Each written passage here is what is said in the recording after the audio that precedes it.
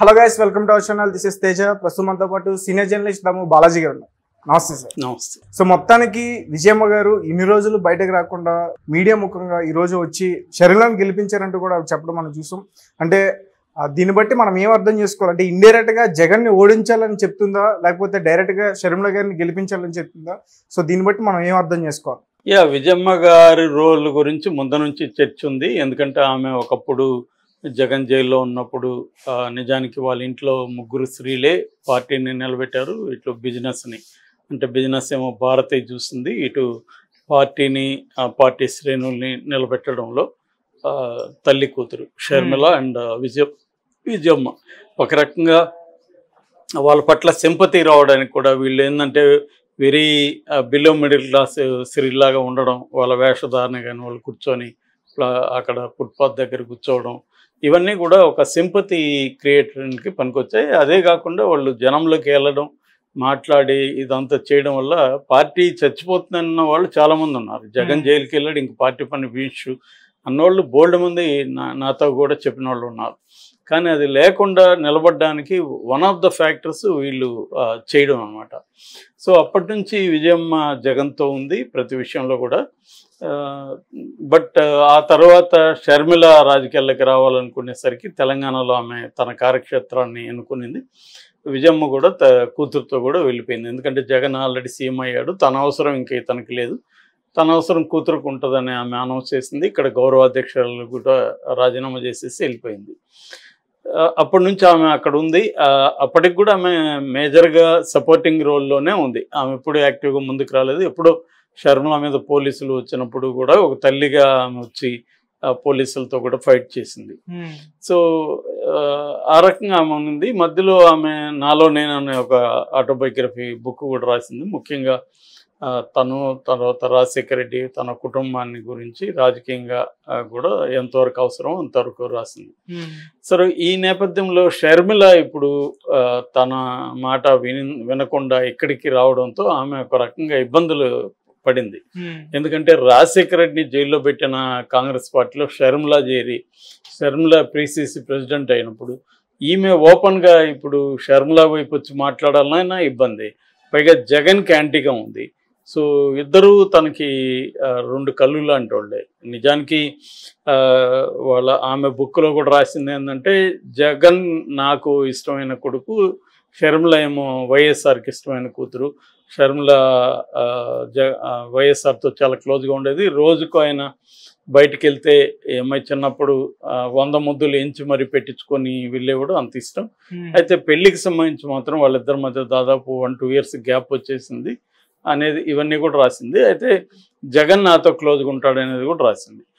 అయినప్పటికి కూడా ఆమె ఒక తల్లిగా ఆలోచించినప్పుడు ఎవరికి అవసరం ఉంది, నా అవసరం, అవంతా ఆలోచించి షర్మిలతోనే ఆమె ఉనింది. ఎందుకంటే జగన్కి అధికారం ఉంది, ఫ్యామిలీ ఉంది, అన్నీ ఉన్నాయి, షర్మిలకి మన అవసరం ఉంది అనేది ఆమె ఆలోచించి వచ్చింది. అయితే ఇప్పుడు ఇద్దరు ఒక ఇంట్లో ఇద్దరు కొట్టుకుంటున్నప్పుడు జనరల్గా ఏ తల్లి కూడా ఎవరిదే తప్పు ఉంటే వాళ్ళది నీ తప్పు ఇక్కడ చేసావు, నువ్వు ఇట్లా చేసావు అని ఇద్దరికీ సమానంగా న్యాయం చెప్తారు జనరల్గా.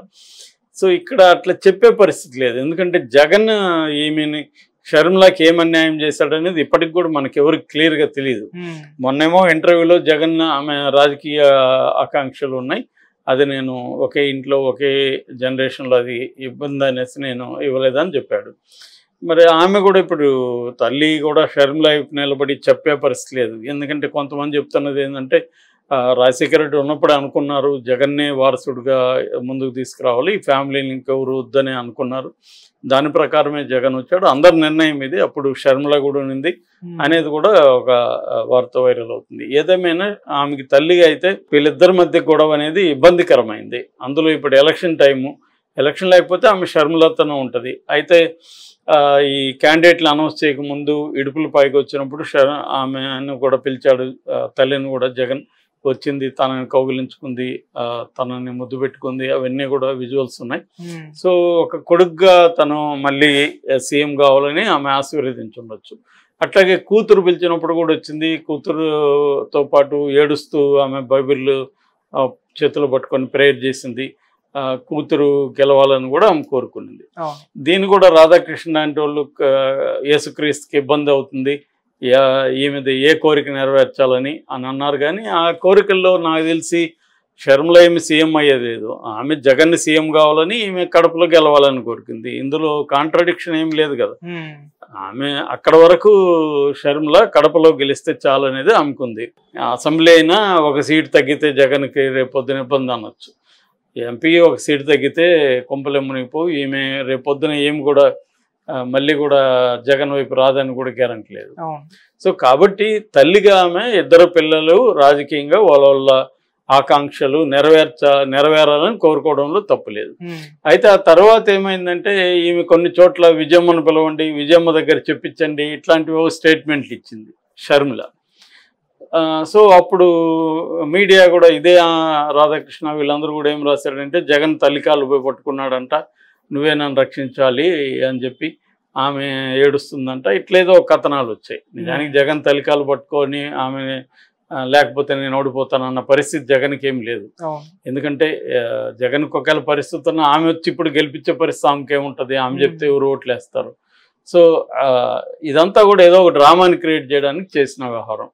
సో ఈ నేపథ్యంలో ఆమెకైతే ఇబ్బంది అయింది. ఇద్దరు ఒకే దగ్గర ఒకరికొకరు వ్యతిరేకంగా చేస్తున్నారు. అది బెటర్గా మారిపోతుంది, అగ్లీ టర్న్ తీసుకుంటుంది. ఎందుకంటే షర్మిల మీద ట్రోల్స్ రకరకాలుగా మారిపోవడం, వైసీపీ వాళ్ళు కూడా ట్రోల్స్ చేయడం, షర్మిల కూడా తీవ్రమైన అటాక్ జగన్ మీద చేయడం, వీటన్నిటి రీత్యా ఫ్యామిలీ మెంబర్స్ కూడా విమలమ్మ లాంటి వాళ్ళు రంగంలోకి రావడం, ఇటుపక్క సునీత దిగి వివేకానంద రెడ్డి హత్యను చేసిన వాళ్ళని జగనే కాపాడుతున్నాడని చెప్పడం, ఇంకోవైపు జగనే బాబాయిని చంపించాడని కూడా పుకార్లు లేవడం.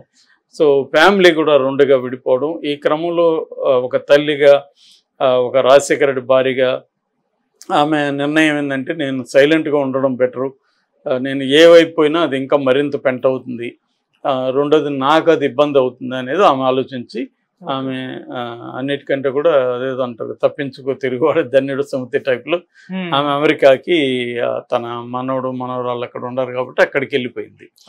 సో ఇప్పుడు ఈ వీడియో ఎవరు కూడా ఊహించలే. చివరి రోజు సడన్గా ఆమె వీడియోలో చిన్న బిట్ 40 సెకండ్లు ఉంది. అందులో ఆమె ఏం చెప్పిందంటే రాజశేఖర రెడ్డిని అభిమానించే వాళ్ళకి, రాజశేఖర రెడ్డిని ప్రేమించే వాళ్ళకి నేను విజయమ్మ రాజశేఖర రెడ్డి భార్యగా నా విన్నపం. సో రాజశేఖర రెడ్డిని మీరు అక్కన పెట్టుకున్నారు, మీరు కాపాడుకున్నారు, అట్లాగే ఆయన కూడా మీకోసమే పనిచేశాడు, చివరిలో మీకోసం పనిచేస్తూనే ఆయన చనిపోయాడు.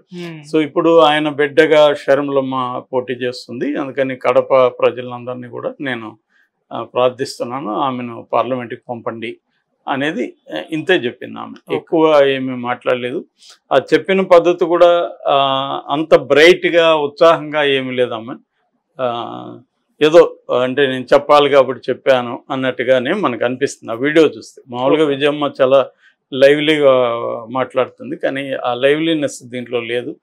అంటే ఆల్రెడీ కొంతమంది కామెంట్లు ఏం చేస్తున్నారంటే ఈమెను షర్మిల బ్లాక్మెయిల్ చేసి నువ్వు చెప్పకపోతే నేను చచ్చిపోతాను ఇంకోటి ఏదో చెప్పి ఆమె దగ్గర బలవంతంగా చెప్పించినట్టుగా ఉందని మేబీ ఖచ్చితంగా రిక్వెస్ట్ చేసి ఉండొచ్చు షర్మిల కూడా, నాకు ఒక మాట చెప్పమ్మా నువ్వు అని ఉండొచ్చు. సో చెప్పుండొచ్చు, దాంట్లో తప్పేముంది. దానివల్ల జగన్కి కూడా పెద్ద నష్టం ఏం లేదు.